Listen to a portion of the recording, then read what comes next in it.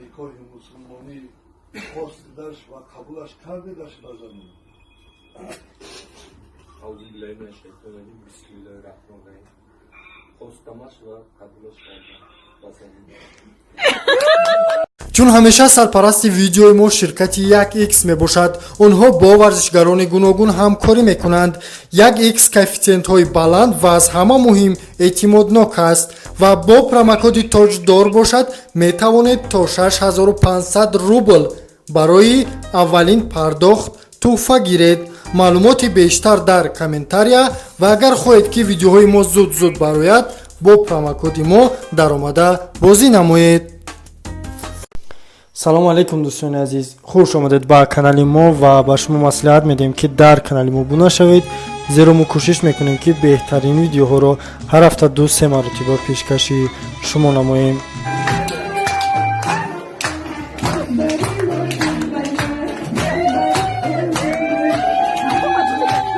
چند پیش در شبکه‌های اجتماعی ویدیوی عروسی آوازخوان معروف هنرمند خلقی تاجیکستان سوراё قاسیمова با یک جوان پیدا شد.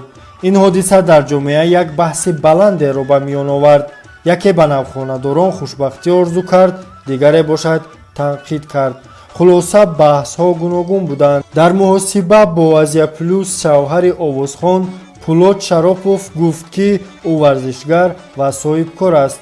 درباره فعالیت تجارتیش باشد حرفی نگفت. اینچنین او قید کرد که سن و سال او به 42 رسیده است و خبرهایی که در شبکه‌های اینترنتی که سن و سال او را به 32 گفته پاسخ گذاشتند رد کرد.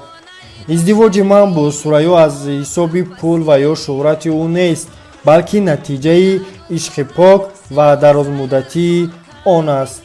بگذار همه آنهایی که حیات شخصی مرا در شبکه‌های اجتماعی محاکمه میکنند مثل من خوشبخت باشند، گفت پولاد.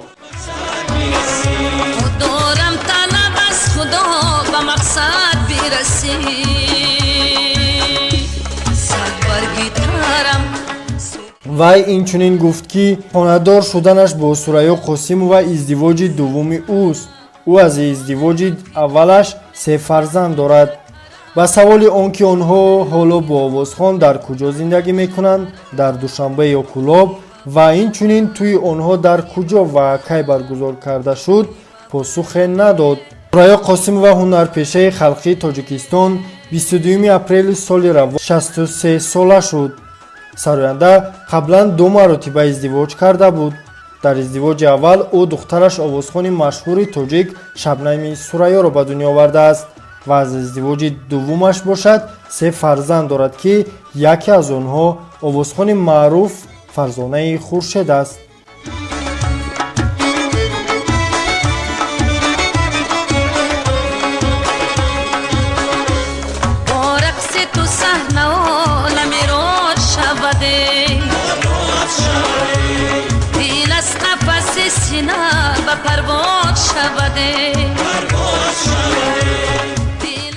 سالهای آخر سوراё قاسیمова در تئاتر موسیقی دراموی به نام سیدعلی علیزاده در کلاب کار میکند.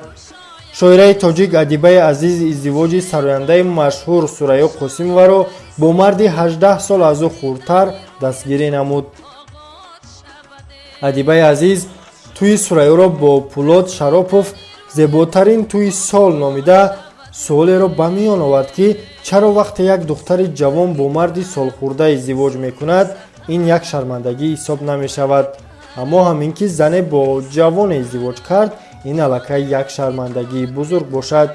ادیبه عزیز اینچنین مناسبت منفی را نسبت به توی سراینده نتیجه استریوتیپ های خطای جامعه حسدخوران نامیده و به سوراё قاسیمова و شوهر او خوشبختی آرزو کرد.